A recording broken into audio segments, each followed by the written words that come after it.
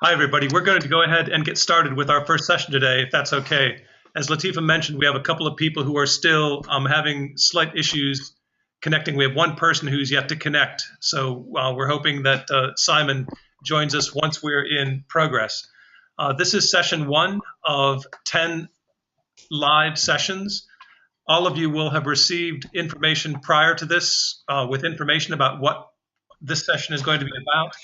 You received some information about reading. And before I go any further, I just want to tell you right now that we're about to turn your microphones off. And the reason for that is that it will make your audio much clearer if there's only one voice coming through. So if you have a question as we go through, please raise your hand. Use the raise your hand symbol, and we'll come to you.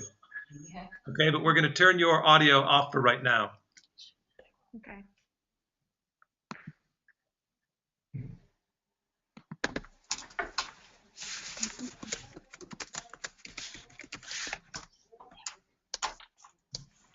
If you go to Earphones going on. attendees. Oh, yes, going on. Oh, Yes. Okay. all right, so at this point, we've now turned your audio off, and we're actually hoping that you're hearing us much more clearly. Okay. Yeah. Yes. Yeah, fantastic. All right.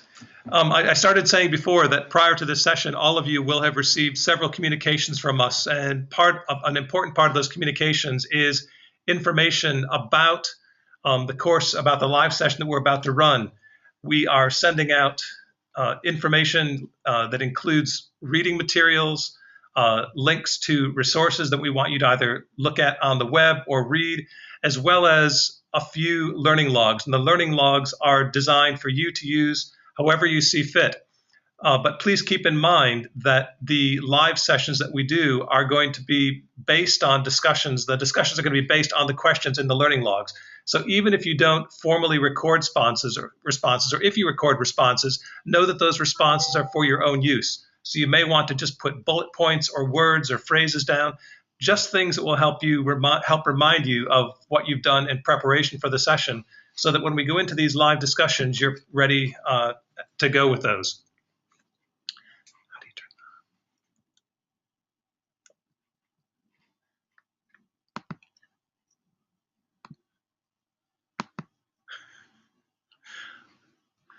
that? Just as a note, everyone should have their webcam turned off right now. And as we said earlier, we have actually turned your microphones off. And if you need to contact us, what you'll need to do is raise your hand, and we will watch for that as we go through. Or put a message in the chat box. Or put the message in the chat box, and we'll come to you. But also know that we're going to be recording this session so that you can go back and look at it afterward. We're going to launch right in. Latifa is going to take over this next several parts of this introduction to session 1. And we're going to run through a whole series of activities that are designed to help you become more familiar with the tools that are in GoToTraining. Okay, thanks, Ben. So just going to move on to the next slide. Okay, so for the first exercise, it is about just getting to know this tool. This tool is new to ACS as well as new to yourselves, and Ben and I have only dabbled with it very briefly in the last month or so. So we're all in this together. So can I please ask everyone to put your name, your role, and the grade in which you work into the chat box, please.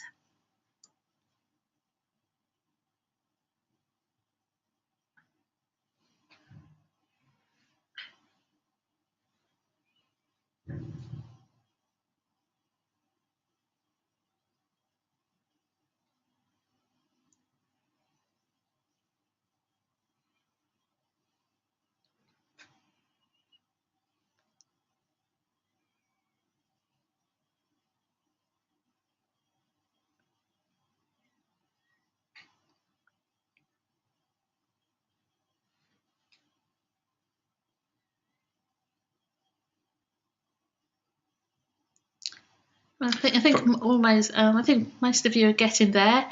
We've got Dawn Ekstrom, principal at Hillingdon High School principal.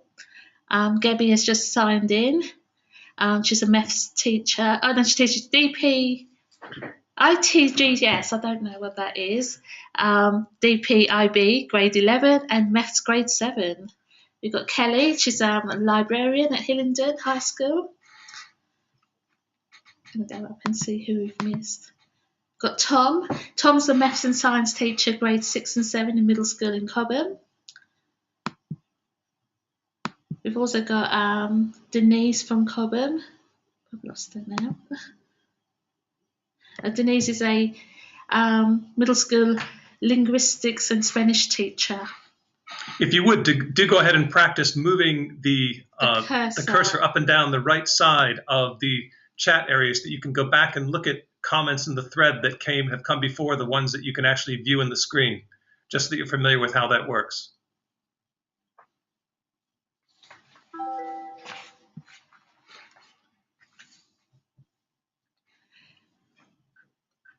Okay, well, hopefully you're all happy with that and it wasn't too painful. So let's move on to another feature that that GoToMeeting has, and that is the ability to conduct polls and tests whilst you're conducting your training. So I'm going to launch a poll right now.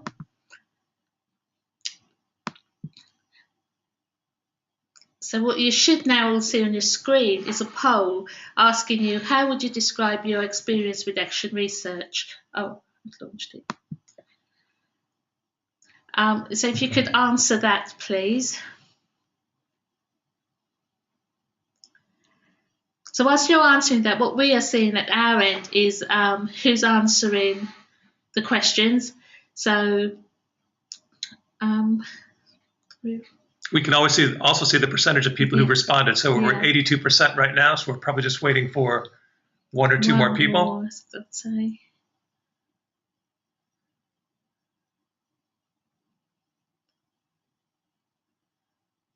Is everyone responded? Unless they think that other person is us. Oh, it could be. Could be. Could be.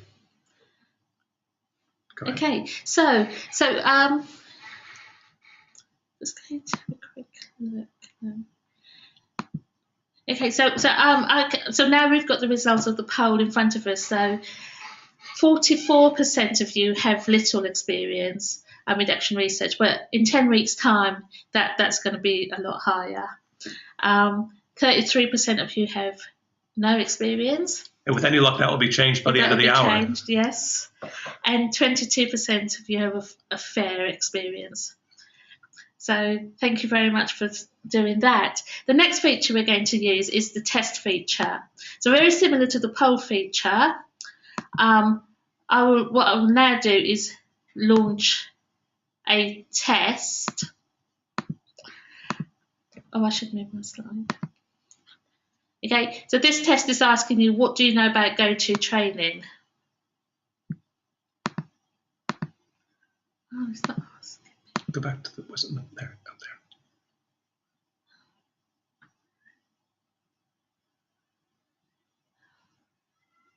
there. It was up, it was behind it. That's the poll. Go back up to the polls and tests. Go into the polls. No, go back up and select. I need to close the poll. Yep. Sorry about this. We're learning as we go. Okay. You should all now see a test.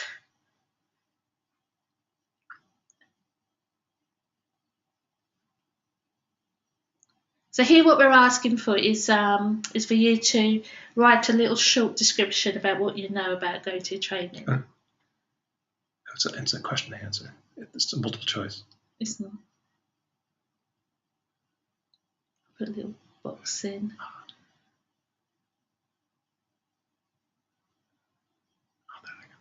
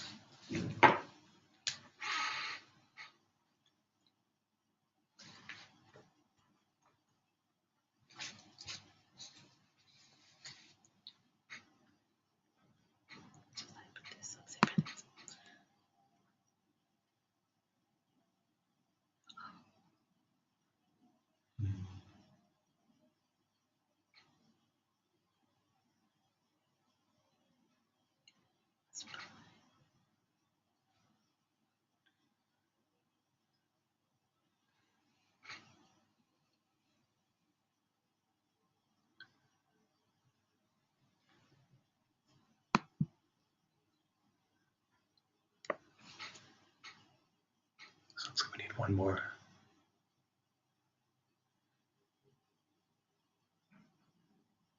We're just waiting on one more response.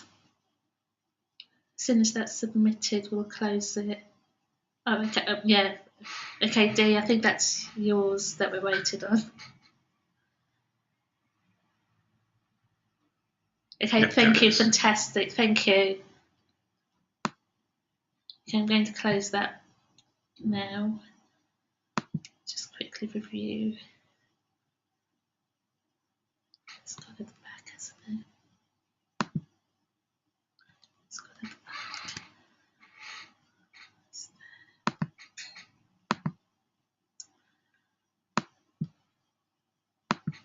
Where is it?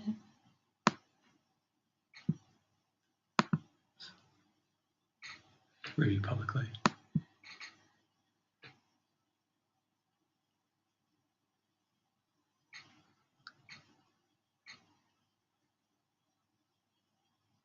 Okay,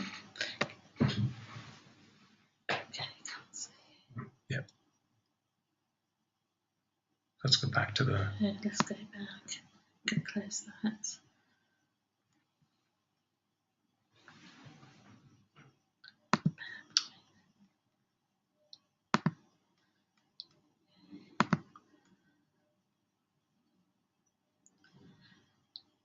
Yes, all of that is closed.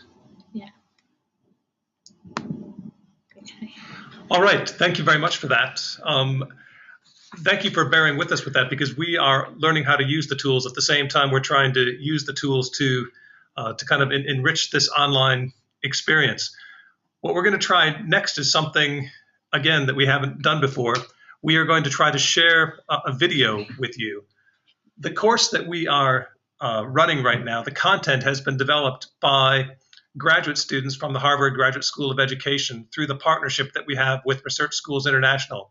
Jaquinette Brown is the PhD candidate who we have been working with on this course, and she has prepared a very, very short summary video about that reviews the content that we are covering in this week's session. So bear with us for a moment, and Latifa is going to launch that video for you.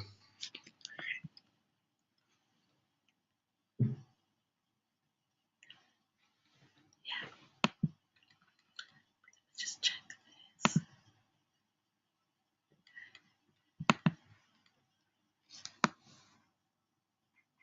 I think before. Hello, and welcome to your Action Can we Research just course. pause it and make sure Whether they you're a can't novice or have engaged, see? We'll ask them to raise their hands. So just to check, can you raise your hand if you cannot see the video or if you did not hear the beginning of the narration? So just say again, raise your hand if you cannot see the video. Everyone cannot. Okay, so Don cannot, Dee cannot, Denise cannot, Jane cannot, Kelly cannot, and Ruslan cannot. Oh. Oh, let's do that. Okay, we're going to try one more time. So if you can all put your hands down, please. Thank you.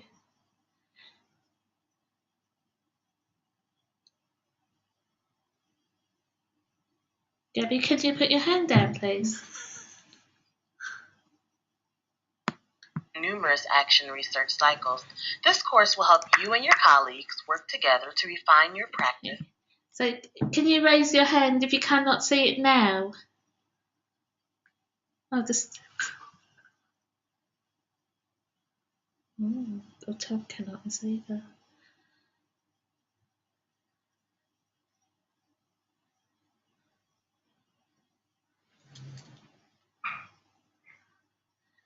What is the video piece up there? It's just like before, so it's got like various documents. And you click on video.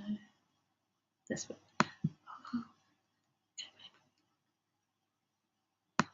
And ultimately increase student learning. As you go through this course, I encourage you to take time to visit Fee's journal. Put your hand down if you can see the it. The first is the Journal of Curriculum and Instruction. The second Okay. is network. Okay, I'm just going to go back. I think it's online working journal there teacher for research. most people. And finally, So I'm there's going the to Canadian rewind Journal of Action and Research. go back to the beginning. Hello, and welcome to your Action Research course.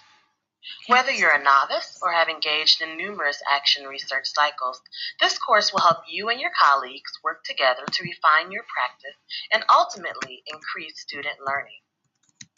As you go through this course, I encourage you to take time to visit these journals.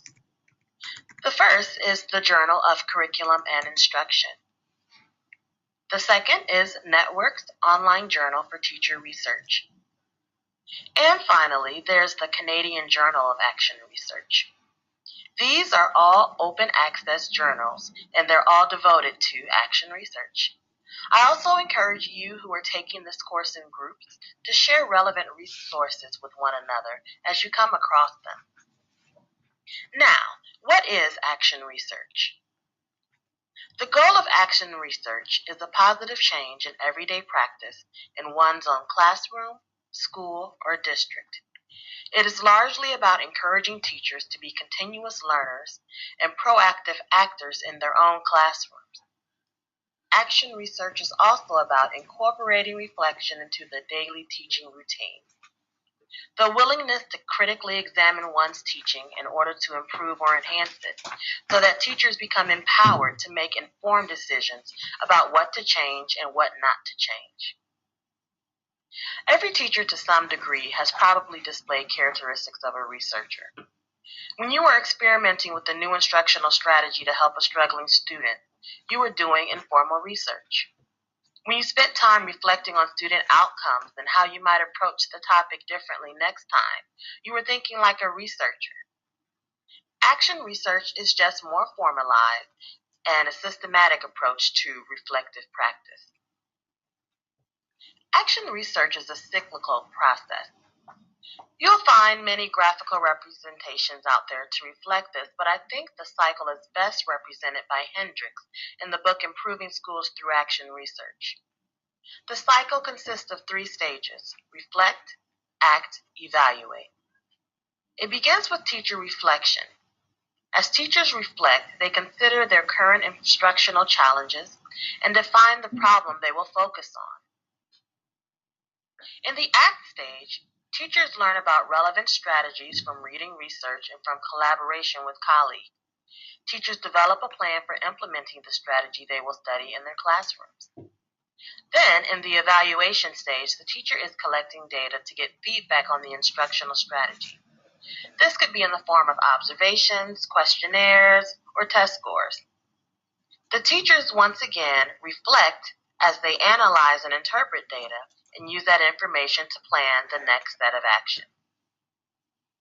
Action research is different from traditional education research. In traditional research, the researcher is an outside observer. In action research, the researcher is a study participant. Traditional research is often conducted with a random sample of students. In action research, the population that is studied is composed of the individuals in the practitioner's context. For a classroom teacher, this means the students in your classroom become your study. Finally, the goal of traditional research is to draw conclusions that are generalizable to a larger group. Practitioners engaging in action research are researching for the purpose of changing and improving their practice. The readings for this session will go into greater detail about the purpose of action research and what it looks like in the classroom.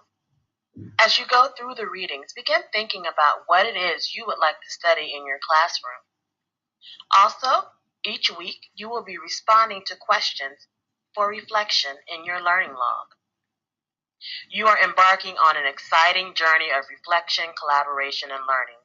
I hope you enjoy the readings, and next week we'll talk more about your action research question. Created using Powtoon.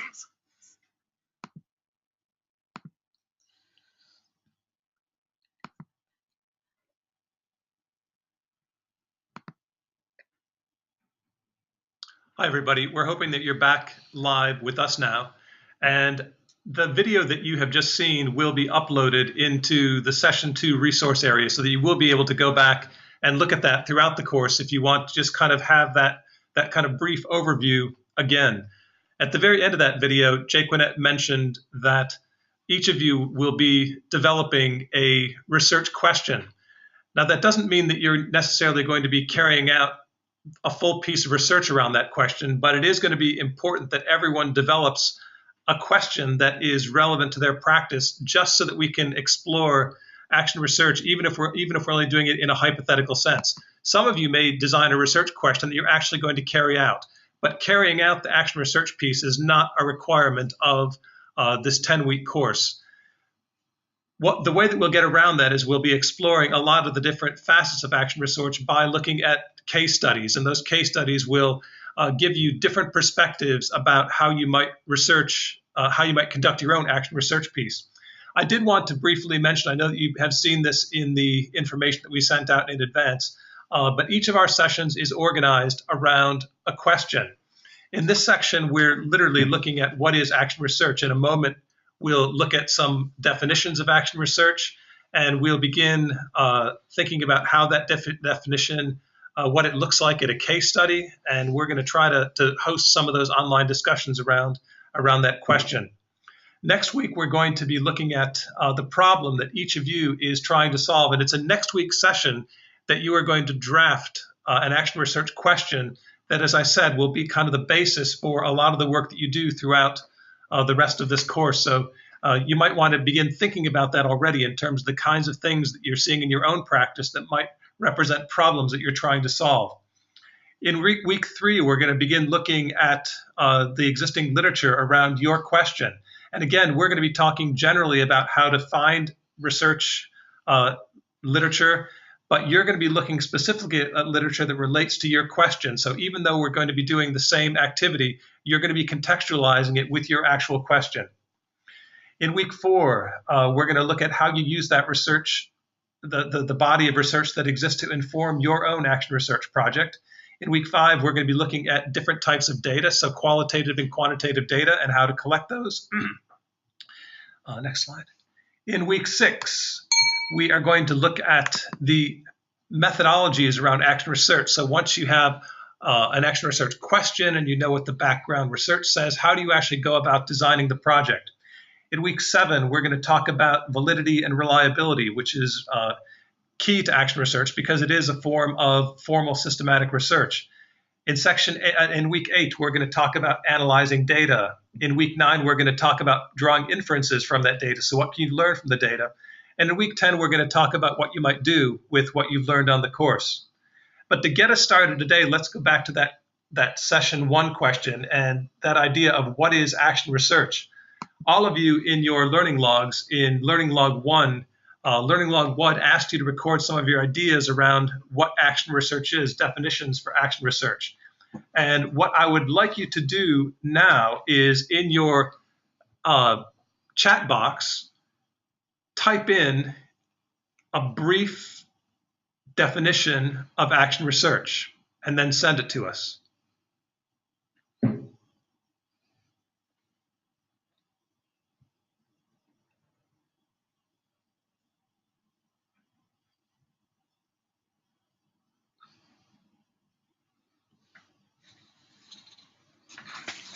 In the different screens that you're going to be seeing that we're providing, in the upper left section, there'll be a direction in terms of what you're doing. So the chat box, the blue chat box on the left is the reminder that you're putting information into the chat section. So Kelly has posted hers. Thank you, Kelly. Yeah, Gabby has posted hers as well. So thanks, Gabby. And again, for those of you who've posted already, you can use the Wrestling. Thank you. You can use the cursor on the right to move up and down the list of responses that people put in. So if you would, as soon as you finish doing yours, if you begin looking at the responses that other people have put in, please. Thanks, Denise and Louise.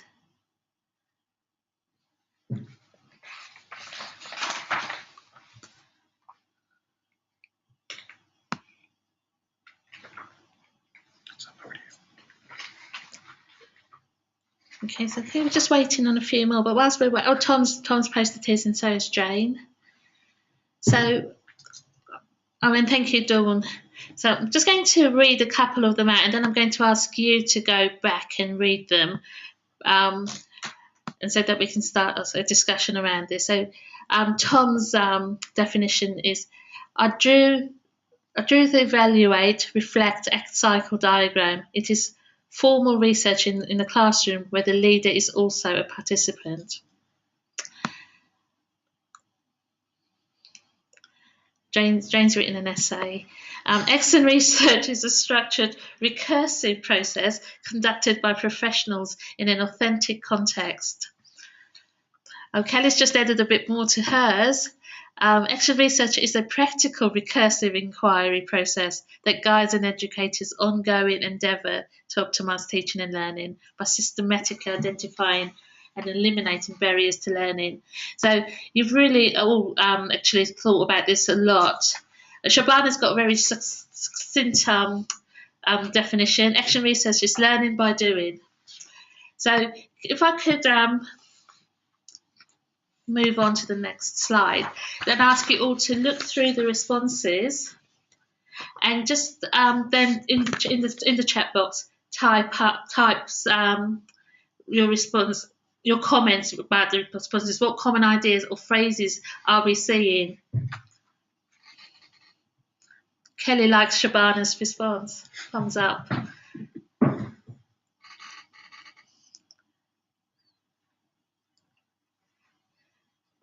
So you can see each other's by just scrolling up and down in that chat box.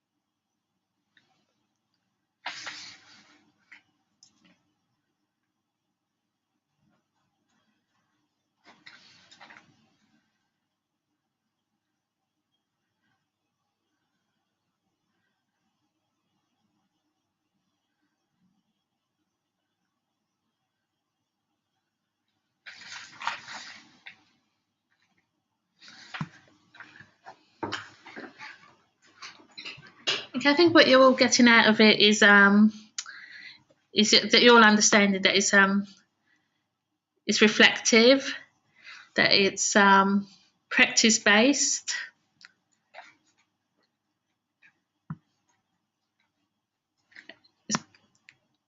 it's participant driven, it's context based. And it is a cycle. I think that's a really, really good point to make. And Ben will be talking about this in more detail later. But it is a cycle that you may have to revisit more than once. So thank you all for your feedback. Next slide. And thank you for that. Just at the risk of repeating what all of you have said, I did want to just take a moment and share this graphic with you. Some of you may recognize this from the Center for Inspiring Minds website.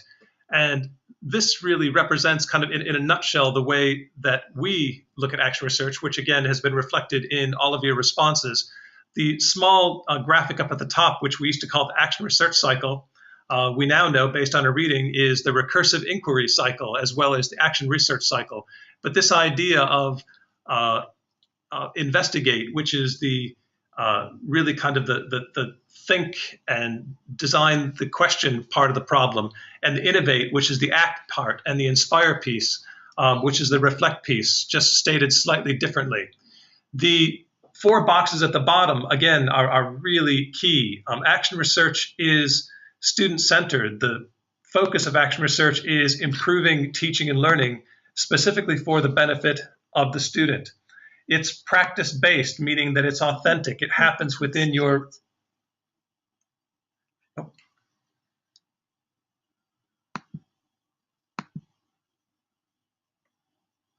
I've stopped for a moment because we have some messages saying that you cannot see the screen.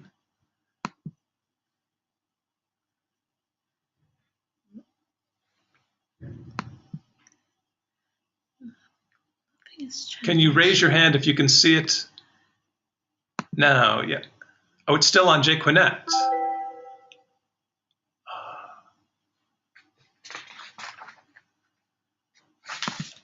So it hasn't gone past that one for them. Let me just do that. Oh, that was ages ago, Jquinette.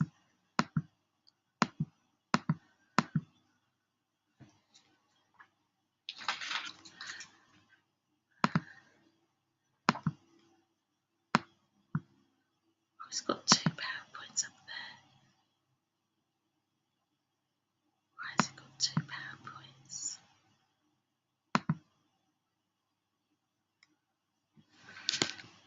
There it is. Okay. Okay, great. Sorry about that. Thank you. As it turned out, we have 2 different PowerPoints up in our selection box, and we weren't selecting the correct one. So just again to briefly go over what I mentioned up at the top, you can see the CIM cycle where we've used slightly different words for the recursive inquiry cycle. So instead of think, act, reflect, we're using investigate, innovate, inspire, but they're designed and intended to mean the same thing. In our approach to action research, we do see it as research that is student-centered. And by that, we mean that improving teaching and learning is at the heart of why we do action research. It's practice-based, which means that it is that people who practice action research are focusing on their own teaching practice. It's research-focused, meaning that it is systematic and that it is formal research. It's not informal. And it's inclusive and participative. And what we mean by that is that we promote action research where you're doing it collaboratively with colleagues. I know that in the video that there was an explanation of a type of action research which you can do on your own individually, which is called first-person action research. But even first-person action research relies on having critical friends. So even though there are some versions of action research that are not genuinely collaborative, no action research can actually be effective unless you have feedback from people outside people who are outside your classroom. So those are the 4 characteristics, and again, a lot of those characteristics and a lot of the ideas behind them were captured in both your definitions and in the key phrases that you saw by looking through those definitions. So what I'm going to ask, I'm going to switch gears a little bit now, and as part of your preparation for today, you read a case study, and you may have also used Learning Log 2 to reflect on that case study. Whether you used the Learning Log or you didn't, what I'm going to ask you to do now is to kind of recall the case study that you read, and just as a reminder, this is the case study called A Request in the Secondary History Classroom. How does the introduction of a purposeful reading technique affect comprehension of text? I was hoping that someone might raise their hand and we will turn your microphone on, and if you could give us just a really quick synopsis of that case study. So again, we're looking for someone to raise their hand and volunteer. This is like the classroom.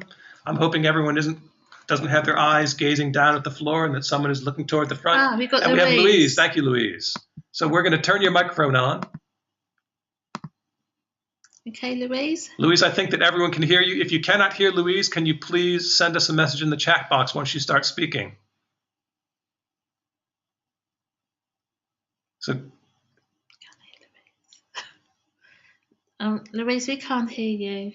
Oh, your hand is raised. Okay, so the down arrow means that your hand is raised, and the up arrow means that your hand is Louise down. has put her hand down. So, yeah, Gabby, would you like to speak?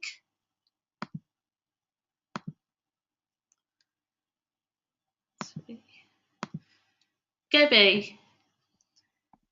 Okay. I have to take mine. Yeah. Yeah? Okay. So, Gabby? Yeah.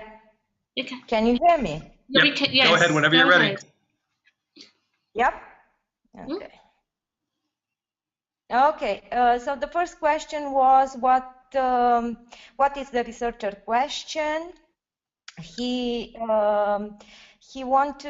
introduced the request reading technique to improve the comprehension, the reading comprehension of world history textbook in social study classrooms. That's great, Gabby. If you want, we can actually get some people to help you work through those questions. If you want to go to the next slide. Next slide. Yep. So Gabby has just answered that question. What is the research question? Is there someone else who wants to kind of join in and help her out and answer that second question, which is how did the researcher investigate the problem?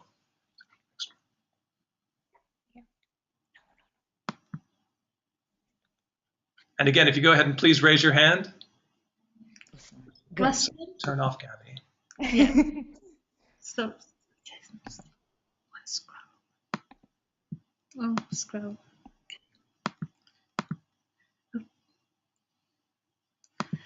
All right, Ruslan, go ahead, please. Hello? Hello?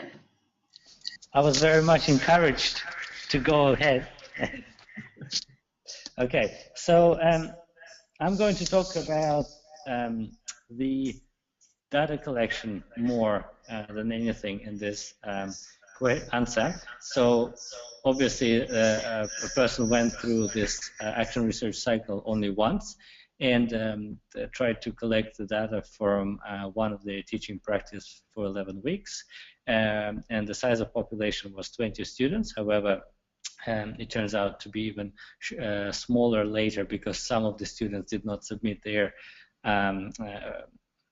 consent or the answers in quiz. And so the way they've implemented request was they've modeled and explicitly explained the tool. Later, they have moved to teacher to students interaction working with this request tool. And finally, they had peer-to-peer model where students practice their comprehension skills. And finally, they used chapter quizzes, and they took them from the textbook, assuming that the reliability and validity of data is already established by the authors of this book. And so they finally analyzed the data quantitatively. So this is what I noted for myself. That's great, Ruslan. A couple of the things I might just throw in there is one of the key things at the beginning of this piece, the author also talks about the literature review that he conducted as a way to understand the broader context of the topic as it's represented in the research literature. Your point that he made about using established textbook quizzes because they were assumed to be both valid and reliable, one of the real challenges that we're going to see as we begin thinking about our own research projects is how do we collect data that meets the criteria for being both valid and reliable? So that was great. Thank you very much for that. We're going to go on to the next. We're going to turn off your microphone, and we're going to go on to the next question now. And that is, what were the results? So again, if you could, in your chat box, just type in a phrase, a sentence. What were the results in this case study? What happened? What did the researcher find out?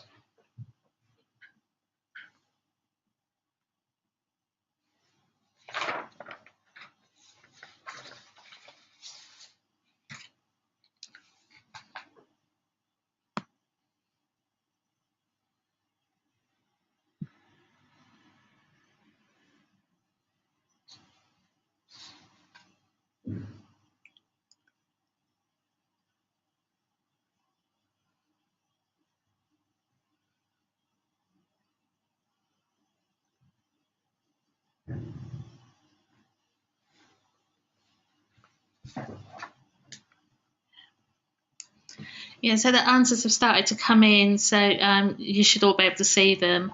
And in general, you're all saying that there was an improvement.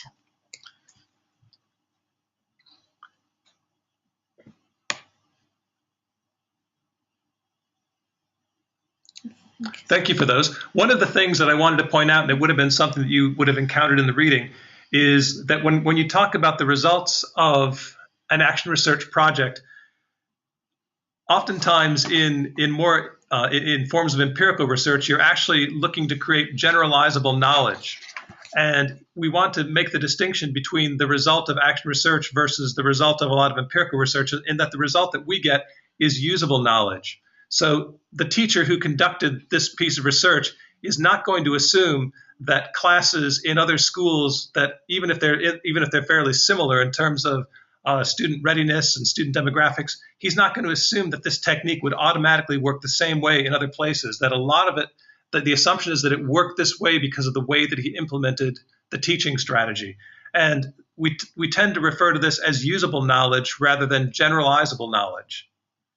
So again, thank you everybody for those responses to that question. We want to just follow with one more question on the case study. And again, what topics did the researcher identify for further study? And in your responses here, I'd like you to think about the things that you read about in the case study, as well as some ideas that you might have about things that the researcher might have done next. So again, just using the chat box, if you just want to put your thoughts there, please. Do you want to read some of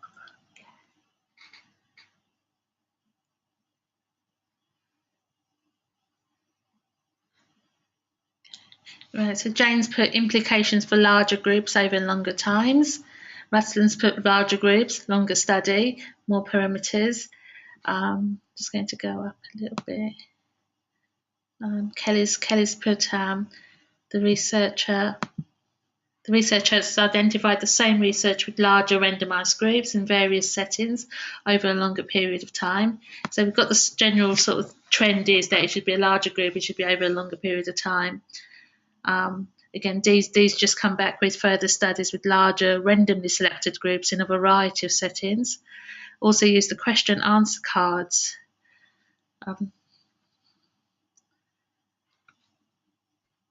Shapana's put how increased reading comprehension using request might influence other higher order historical thinking skills, such as the use of primary sources or making historical inferences. And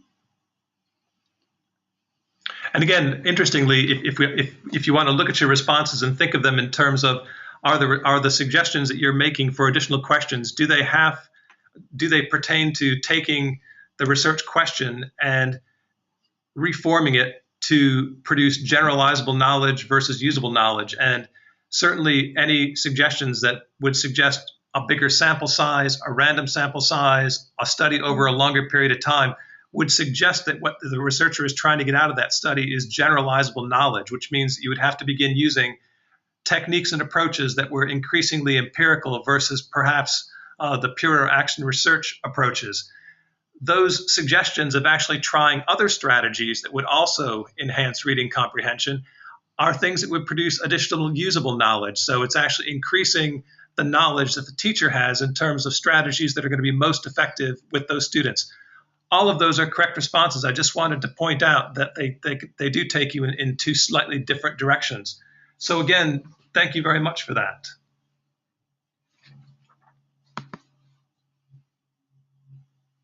The next question that I'd like you to think about, and we're going to ask a couple of people to respond to this, not just one person.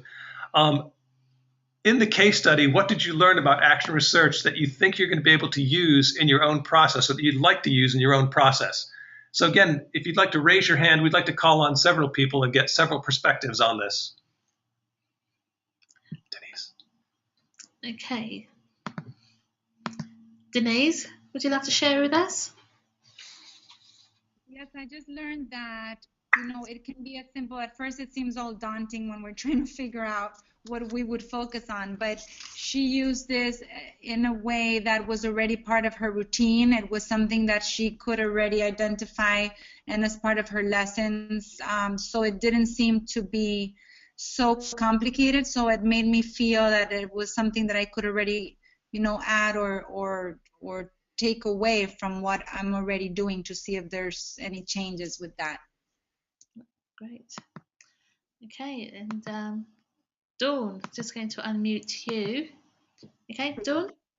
Okay. Yes. So what I learned is that the whole cyclical process and the reflection, the action, the determining, it's something that I tend to do naturally in my job anyway when I'm working with the teachers and students. So it's just going to be kind of nice. I think it might be a smooth transition for me to if I could figure out what to action research. I think I might do okay. Okay, thank you. Anyone else would like? Is anyone else that would like to say something? Comment? No. Okay. All right. Thank you for that. Skip this next one and go right to that slide. What I'm going to ask you to do now is to pull up your learning log 1.3 or to pull out your learning log 1.3. And I'm going to ask you to refer to the responses that you thought about or you recorded in response to the questions on the top of that page. But before we do that, I wanted to take just a moment to talk about the different general categories that action research questions tend to fall within. And those categories often are a function of the role that you have within the school. It's great in this action research course that we have people in our school who have administrative roles, as well as people who have teaching roles who are part of this pilot piece. Because the kinds of questions that you ask, because it needs to be embedded into your practice, if you're not a teacher, if you're not working in a classroom, you're not going to necessarily be able to ask a question about teaching strategies or about things that happen in the classroom. So I just briefly want to talk about these 4 different categories of action research questions that are fairly typical.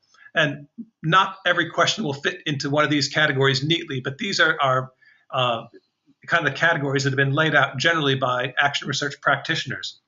So the first category that your problem might fit within is curriculum. And curriculum questions or action research with curriculum topics tend to focus on teaching strategies or strategies for teaching and learning, just as the name says. If you move across to spaces, spaces is referring to kind of the characteristics and qualities of physical spaces that optimize teaching and learning. There are, you can approach improving teaching and learning in your classroom by looking at teaching strategies, looking at curriculum, but physical space we know has a big effect on learning outcomes.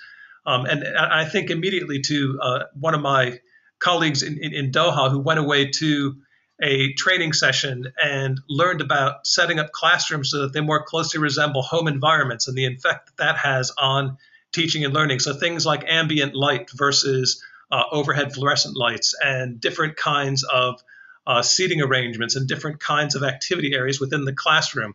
So spaces is another category that some action research projects will fall into. Curriculum and spaces tend to be the ones that are more closely related to people who are working in classrooms. So for teachers, the curriculum and space categories will be the ones that most of your questions will fall into. If you have an admin role, you may also have questions that have to do with processes and tools. And this would include things like parent engagement, teacher recruitment, teacher well-being, things within a school that do ultimately have a big effect on teaching and learning, but they're not related to curriculum and they're not related to the physical environment. The final category are systems, and systems have to do with those bigger structures within a school within which teaching and learning take place. So this would include policies and guidelines for things like assessment or language. It would include teacher evaluation systems, anything that happens within the bigger system, which has ultimately effect on teaching and learning, but it's a little bit removed from that. So processes and tools and systems are both things that would typically be types of action research questions that would be asked by people who have school roles outside the classroom.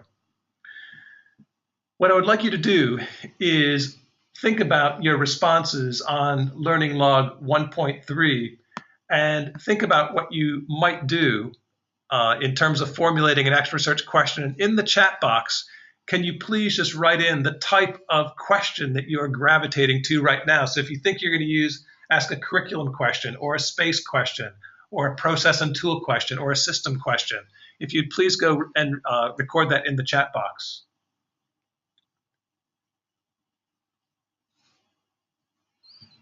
So I've got Denise saying curriculum, I've got Tom saying curriculum.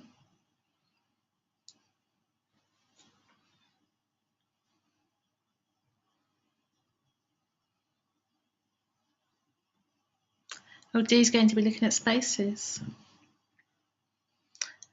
Jane wants to look at processes, tools, or systems. Another curriculum one from Ruslan. Dawn is process and tools, but could be systems. Okay. Louise isn't sure. Where would inequalities fit? Good question. Shabana's also looking at curriculum. So where would inequalities fit, Ben? Inequalities probably fit within processes and tools, although they may fit into systems as well, depending on what the nature of the question is. Yeah. Oh, Dawn's come back saying math. That's curriculum. Kelly's looking at processes and tools as well.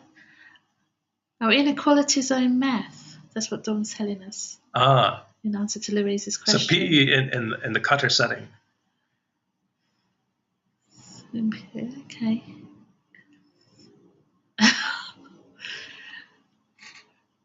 Okay, Gaby's looking at curriculum as well. Yeah, so Louise is looking at inequalities in PE in a Qatar setting. So that's as far removed from math as you can probably get. Fantastic. Sorry. So I'm gonna put you on the spot a little bit because it looks like some of you are still trying to figure out exactly what your question might be. But if you needed to record that question right now, what I would like you to do is in the chat box, if you could just type really quickly the problem that you identified that you want to address or you think you might want to address through your action research question. So you've now said what category it's going to be in. Tell us exactly what the problem is, just very, very briefly.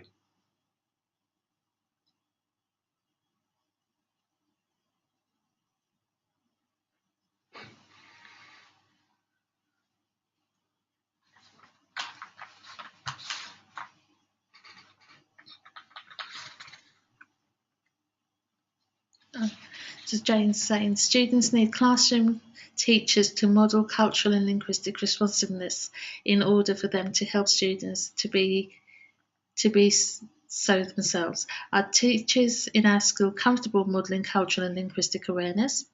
If they had access to professional knowledge and training module regarding cultural and linguistic responsiveness, would they be more likely to consider the daily inclusion of this? Good question. Great, thanks, Jane. I missed someone.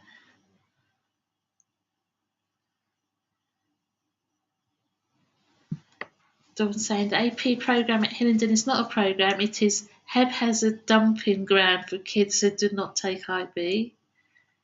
Ruslan, high school students do not demonstrate the independent learning skills so necessary in the rigorous curriculum programs.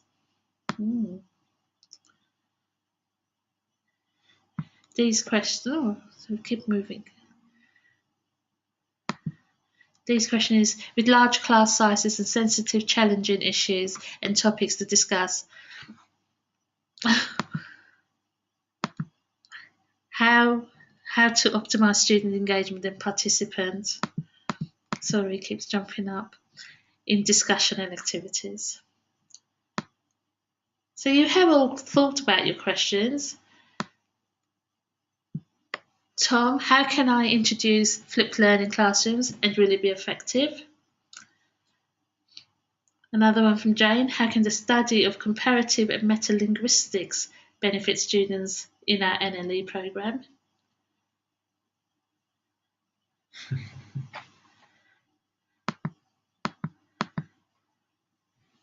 Denise would like to empower students to control their behaviour more by making them more in charge of the delivery of topics and activities once they've been introduced by me or are part of their routines.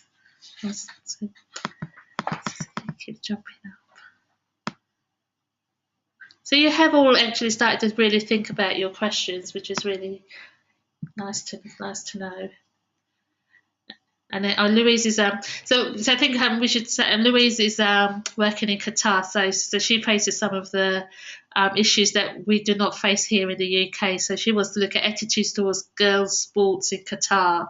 Can it be negative and affects the girls' own beliefs and attitudes, and how this affects the girls' own beliefs and attitudes? Good question. Jane's come up with the third one. Spaces, community development on campus between divisions and buildings or a disjointed campus. How can this be fostered? Really good questions. So what we would like to do next is, if you are one of the people who we haven't heard from yet, we were hoping that a couple of you would allow us to turn on your audio and that you would talk a little bit about the need that has underpinned the idea that you have for your action research project. So again, if you, we especially want to encourage people who haven't participated by raising your hand. Raising your hand, and we will turn on your audio, and we'd love to hear from you.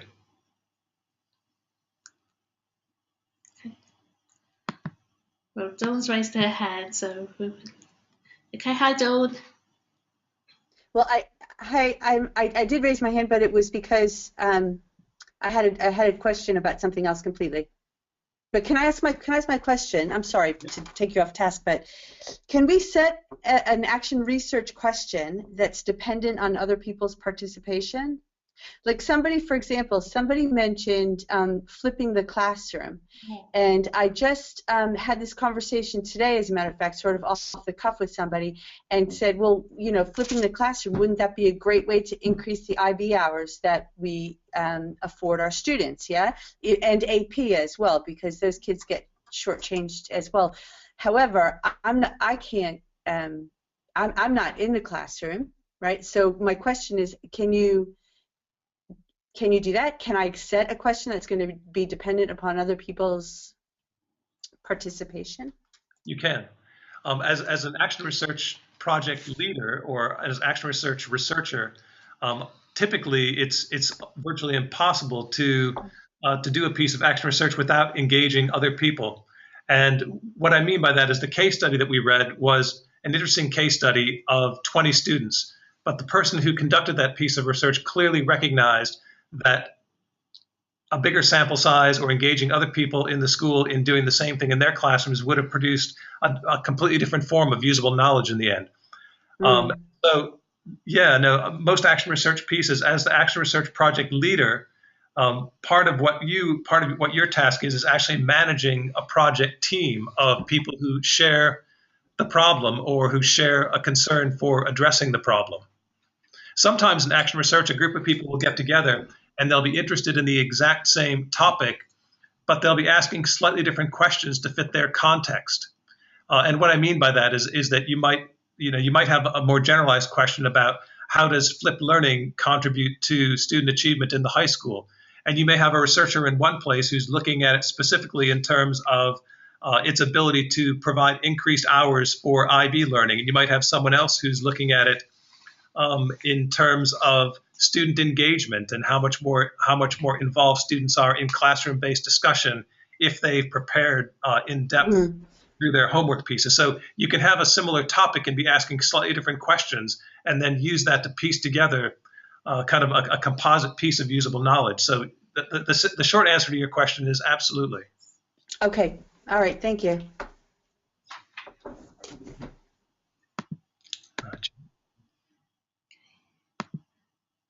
Okay, Jane, you're on.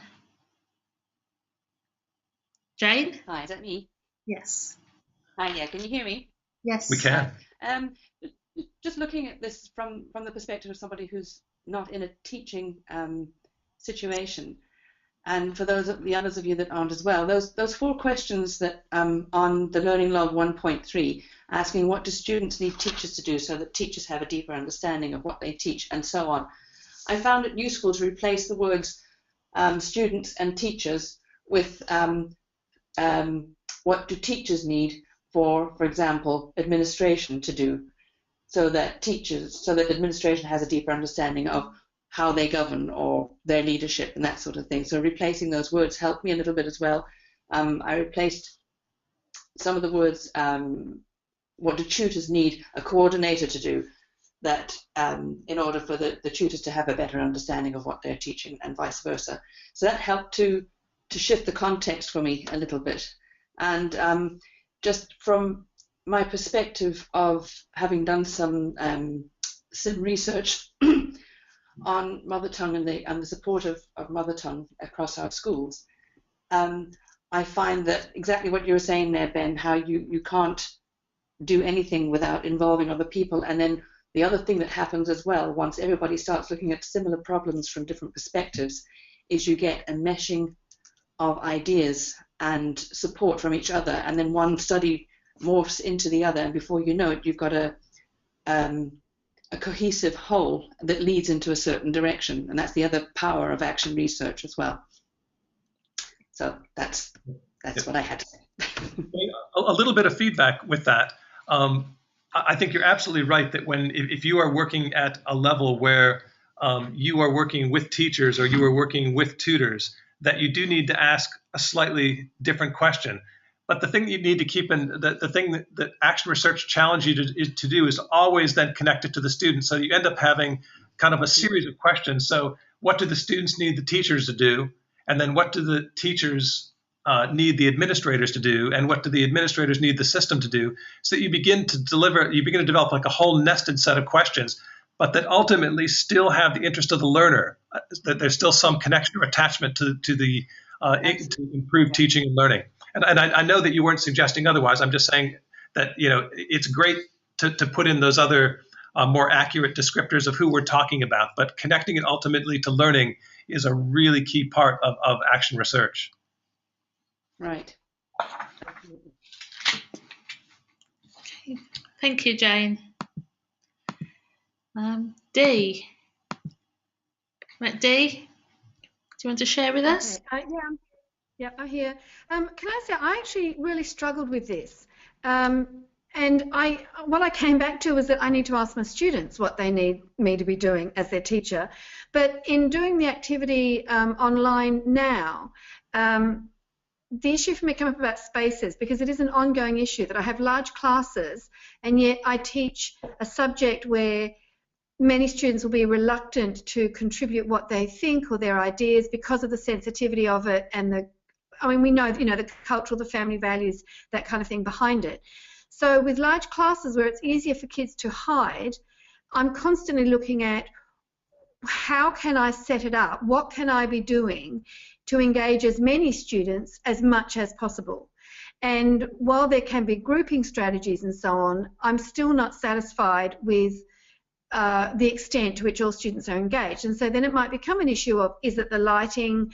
Because I have to deal with the reality that we're not going to have smaller classes for some time, if at all. Therefore, what do? Do I get rid of desks and tables, desks and chairs again, and go back to cushions on the floor? What can I be doing to increase that? And I think in terms of where that reflects on school development is also the increasing emphasis here in the UK on the delivery of PSHE and student wellbeing and so on, that there are increasingly high expectations that schools be doing as much as they can for that. And I'm not entirely happy with the way I think I'm engaging students in the classroom because of class sizes. Does all that make sense? Yeah, Disa, so what you just described is exactly what the core or the root of an action research project should be. Something that is a genuine challenge or a need in your classroom, something that you have ideas about how to address. And what action research is intended to do is to provide a systematic way to look at all the different possibilities so that you can judge the efficacy of all those different approaches. So what you just described is exactly what I was hoping you were going to be doing at this stage of the course. Oh, okay. Okay, I know that we're kind of running toward the end of our time, so I want to, we're going to switch off the audio, and just for a moment, I want to the next slide. I just wanted to know at this point in the course, if you have any questions, and if you can type those quickly into the chat box. What we'll do is we'll actually follow up on these questions one-to-one with emails. Or if there are some that look like they're common questions that many people have, we'll try to address them now before we go on. But if you want to take just a couple minutes to do that, so we can just kind of check in and see if you have any questions at this point.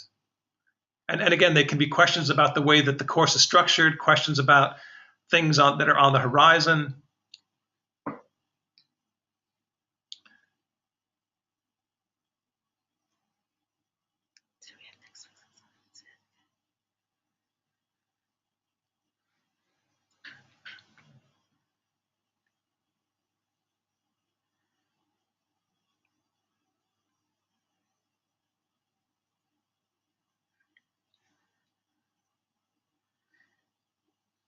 Dawn has just asked a question about next week's assignment. We're going to be talking about that very shortly.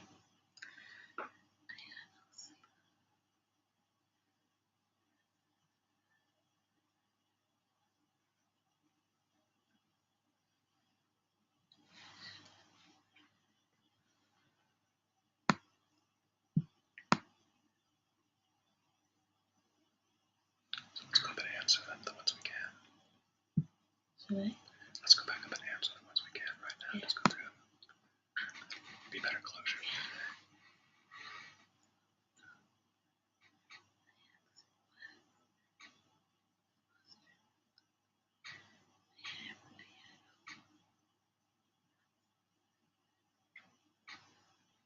So we're going to assume that we have most of your questions at this point in time. One of the things that I hope that you all recognize is that Latifa and I are always here to answer questions. So as you receive assignments, as you're working on things, whenever you have questions, please email us. It is the benefit of having live people at the end of this, at the other end of the web, and not just be doing an online course that's kind of self-instructed. So just to go through some of the questions that you've posted so far. Tom asked if it was possible to have all the resources in one location, and the answer to that is we will endeavor to put as many of the resources as we can in the resource area of GoToTraining. There is one resource that I probably shouldn't say this because we're being recorded, but we're actually being a little bit bad about because it's copyrighted material, and the piece that we are sending you in the email is a piece that we are asking you not to distribute. It's for your one-time educational use, and that piece we cannot post into GoToTraining because that site is too public to post it in. So everything except that piece you'll be finding in the GoToTraining resource area. Dawn asked if we're available to work with us individually to formulate a research question. Absolutely. Send us an email. Tell us when you have time. We can Skype you. We can telephone call, whatever is easiest for you. We're hoping that the technology problems do get ironed out as we go along.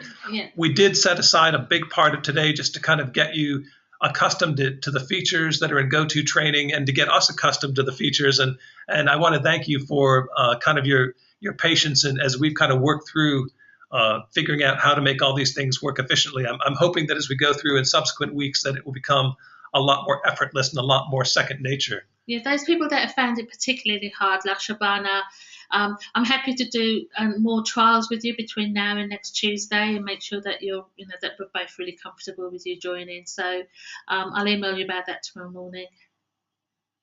With Louise's question about when you begin thinking about your action research project, whether it should be individual or collaborative, that really is up to you. In the course, we're going to be exploring your questions more conceptually. So what we would hope to do is that if you plan to do a piece of action research, that you actually spend your time in the course developing and getting ready to do that. So if you want to launch a piece of action research that you want to do collaboratively, please, by all means, begin to think of it as a collaborative piece of work.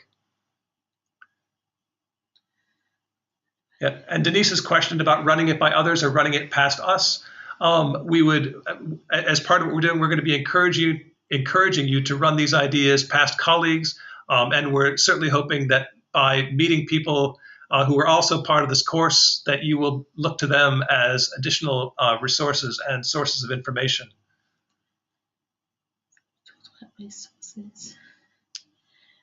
Yep. And a good question about what if you miss a session. If you do miss a session, we will be taping these online sessions, although they're probably a lot more interesting to participate in rather than to looking at as an archive. But we will be providing the archived sessions so that if you do miss a session, you can go back and listen and look at the things that we worked on. Thank you all very much for those. Next slide. We are going to follow up today by sending you all an email. And in that email, you are going to find a link to a checkout survey. At the end of every session, we're going to send you a checkout survey just to get your feedback on how things went that week, asking you questions about the materials that we sent, if you found them useful, not useful.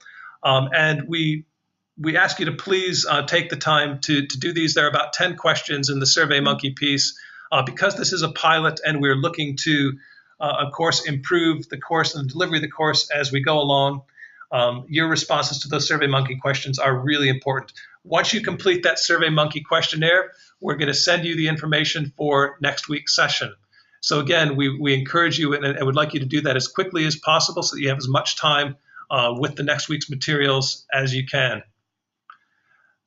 As a final point, you will recognize that we did not talk about Learning Log 1.4. This is a place for you to record your learning points from the session, a place for you to kind of synthesize and summarize your learning from session 1. Again, this isn't a requirement, but it's something that we encourage you to do.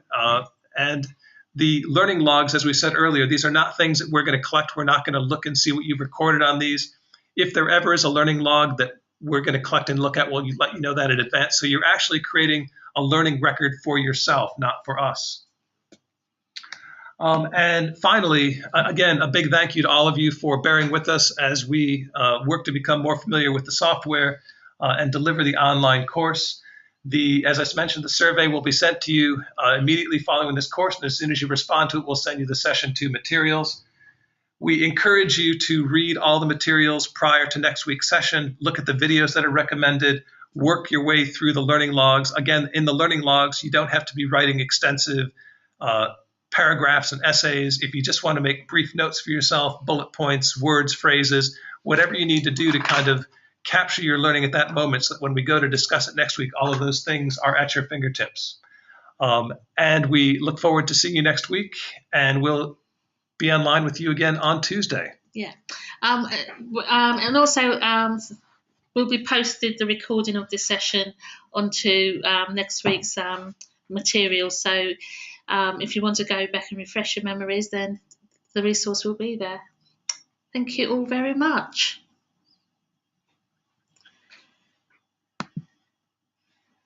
So, I need to